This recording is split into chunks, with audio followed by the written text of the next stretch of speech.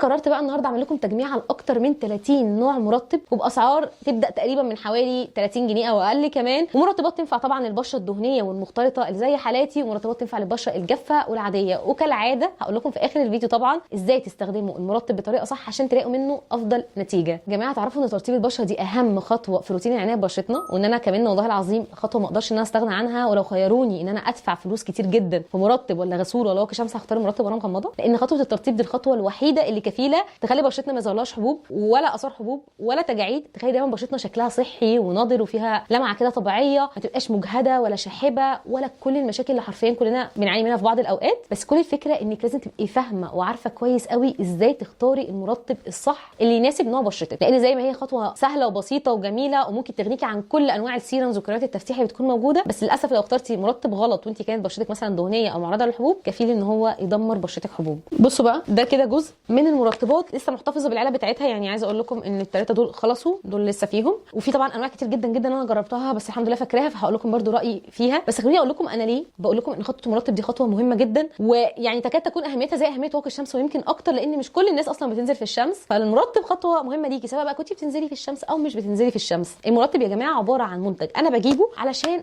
احافظ على حاجز البشره بتاعتي، عشان احمي بشرتي ان هي ما تفقدش الميه الطبيعيه اللي موجوده جواها، عشان احمي بشرتي كمان ان هي تحافظ على الترطيب الداخلي اللي موجود فيها. مجرد ما احنا حافظنا على الثلاث حاجات دول احنا كده حافظنا على بشره صحيه، حاجز بشره صحي، منعنا بشرتنا ان هي تكون عرضه ان هي يظهر لها حبوب. البشره هتبدا ان هي تتحسن مع الوقت، فتبدا اثار الحبوب اللي موجوده فيها تبدا ان هي تروح تماما. هنمنع ان البشره تكون متعطشه. يعني ايه؟ يعني دي هايدريتد سكين، بشره محتاجه ترطيب، متعطشه للترطيب. وبشره دي هايدريتد دي عارفه تعرفيها ازاي؟ لو انت بتستخدمي الفاونديشن وبتلاقي الفاونديشن بتاعك امتص بسرعه جدا، او انت بتحطي اي منتج على بشرتك ومجرد ما بتحطيه بتلاقي ان المنتج اختفى، دي بشره يعني عطشانه ان هي تترطب، عطشانه اي ماده فعاله تحسسها ان هي مترطبه. اعرفي كده على طول ان بشرتك دي هايدريتد. اكلمكم على اخر مرطب انا جربته، هو اغلى مرطب حرفيا استخدمته الفتره الاخيره، وهو الميديتوبيك اكوا تشاتل. المرطب ده انا استخدمته بسبب ان هو فيه ماده اسمها السنتيلا. ماده السنتيلا دي من افضل المواد اللي بترمم حاجز البشره، ولما جبته كنت جايباه في الشتاء اللي فات. كانت بشرتي حرفيا اتبهدلت مع دخول الشتاء، بدات ان هي احس ان هي بتاكلني واحس ان هي مشدوده واحس ان فيها قشور، فكنت محتاجه حاجه تدي ترطيب عميق للبشره وفي نفس الوقت ما تطلعنيش حبوب، لان انا بشره دهنيه معرضه للحبوب. فبيبقى اختيار المرطب هو اصعب حاجه لينا. يعني احنا يا جماعه كبشرات دهنيه لازم نركز كويس قوي قوي في اختيار المرطب. قوامه تقيل شويه بس بيمتص بسرعه من على البشره، مش بيعمل اي ملمس دهني وما عمليش اي حبوب خالص. بس مشكلته طبعا شبه ما قلت لكم ان هو سعره عالي شويه، فانا حاليا الصراحه بدور على بديل ليه يكون فيه نفس المواد الفعاله ويكون سعره اقل عشان اجربه برده وارشحه لكم. بس يا جماعه جربتها، كان الهيبتا بانسينول كريم، ده سعره عامل تقريبا 35 جنيه حاجه كده. يعني ده الهيبتا بانسينول مش البانسينول العادي. المفروض المرطب ده لكل انواع البشره. عايزه اوريكم قوامه،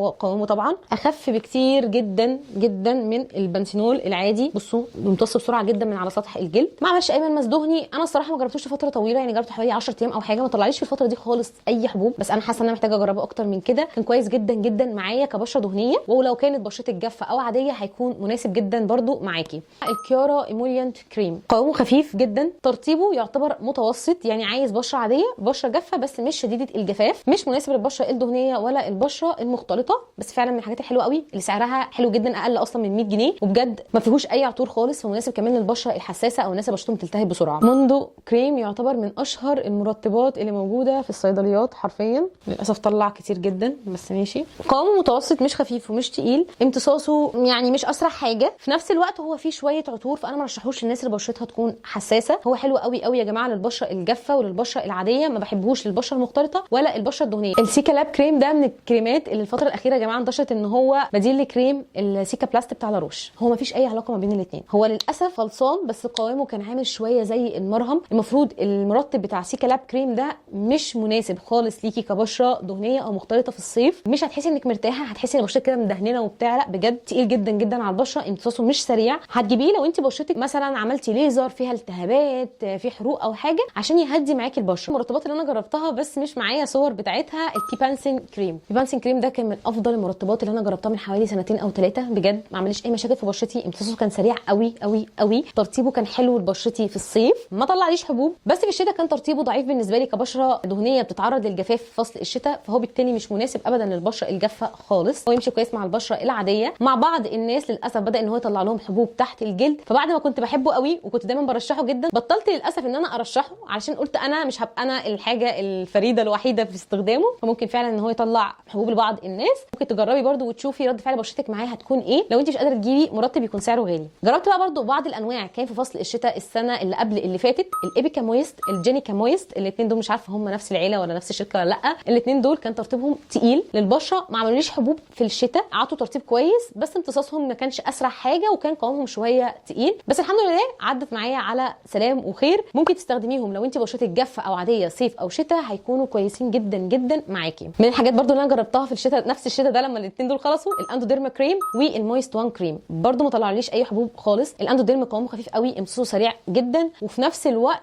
ترطيبه كويس للبشره. والمويست وان من احلى الحاجات اللي تستخدميها صيف او شتاء لو انت كانت بشرتك جافه او عاديه، بجد ترطيبه رائع. فنتفق اتفاق ان معظم المرطبات يا جماعه اللي بتكون مش مكتوب عليها بطريقه مباشره او مش مخصصه ان هي بتناسب البشره الدهنيه او البشره المعرضه للحبوب، للاسف لو انت جبتيها هتكون في نسبه ان هي تطلع لك حبوب. فلو انت الامكانيات مش معاكي كافيه انك تجيبي مرطب غالي، رغم ان انا البشره اللي بجد معرضه للحبوب، حاولي تحوشي، ومرطب بالذات ما تستخسريش فيه بجد. يعني في انواع واقيات شمس كتير رخيصه دلوقتي وبتنفع للبشره بتاعتنا، لكن المرطب لو انت فعلا جبتي نوع وانت شاكه 1% ان هو ممكن يطلع لك حبوب، فال1% دي بجد هتضايقك لو بشرتك بقى فيها حبوب، وهتزعلي برده على الفلوس لانك مش عارفه تودي المرطب بتاعك فين. المرطبات اللي انا هقولها لكم دلوقتي دي من اكتر المرطبات اللي انتوا بتسالوني عليها، سعرها اقل من 100 جنيه، فهقول لكم كل واحد فيهم دلوقتي ينفع لانه بشره وبشره ثانيه لا.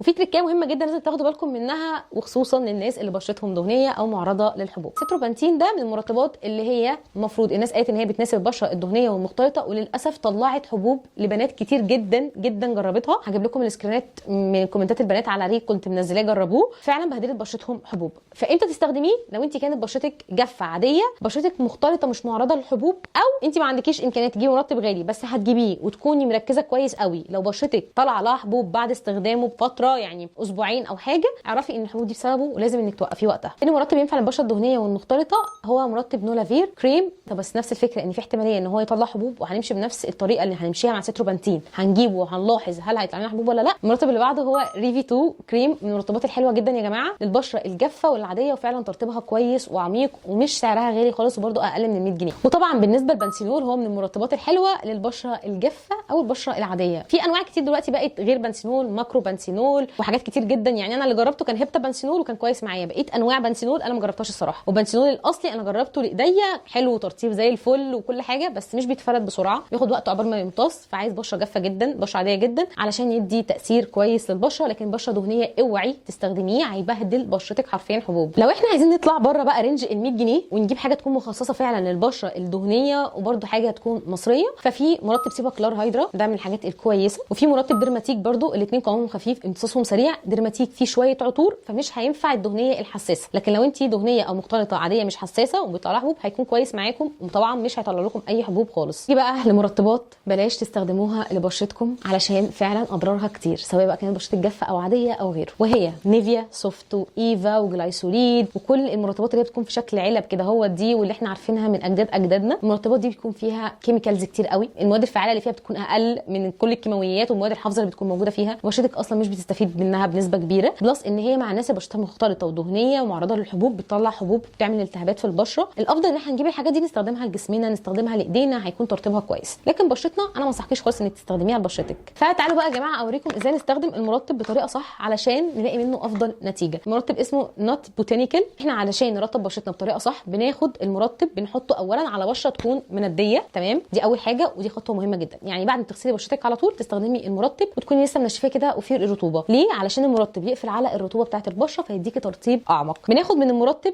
حجم البي سايز بالظبط. البي سايز ده يعني حجم حبه البزله، ده المقدار اللي احنا المفروض ناخده من المرطب. بنحطه على بشرتنا كده بشكل نقط. طب هل المقدار ده ممكن يزيد او يقل؟ ممكن يزيد او يقل على حسب احتياج بشرتك، على حسب المرطب مثلا بيتفرد بسهوله وبيغطي اريا كبيره من بشرتك ولا لا، مساحه كبيره من بشرتك ولا لا. يعني ده حاساه ان هو بيتفرد بسهوله جدا، بيمتص بسرعه جدا، حاسه ان هو غطى مساحه كبيره من البشره، فالحجم اللي انا اخدته من المرطب ده زي الفل وكافي، وفعلا عطاني الترطيب في كل اماكن البشره. احنا بنرطب بالطريقه دي ان احنا نوزع المرطب كده، تمام؟ هتلاقي ان بشرتك بقى فيها نضاره صحيه وشكلها بقى احسن بكتير جدا بجد. كده نكون وصلنا لاخر الفيديو، وكالعاده لو الفيديو عجبكم ما تنسوش انكم تعملوا لايك وتشاركوا الفيديو ده مع صحابكم، وباي باي.